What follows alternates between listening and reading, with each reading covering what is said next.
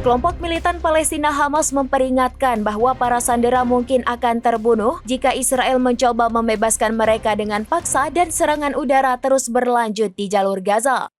Hamas mengatakan dalam sebuah pernyataan bahwa mereka melakukan segala yang mungkin untuk menjaga agar tawanan pendudukan tetap hidup. Tetapi pemboman acak Zionis membahayakan nyawa mereka seperti yang dilansir Al Arabiya pada Rabu 26 Maret 2025.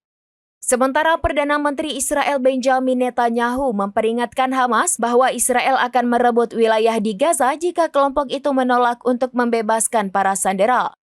Dari 250 sandera yang disandera selama serangan Hamas pada 7 Oktober 2023 yang memicu perang, 58 masih ditahan di Gaza, termasuk 34 yang menurut militer Israel telah tewas. Pernyataan Netanyahu muncul beberapa hari setelah Menteri Pertahanan Israel Katz mengancam akan mencaplok sebagian wilayah Gaza kecuali Hamas membebaskan sandera Israel yang tersisa.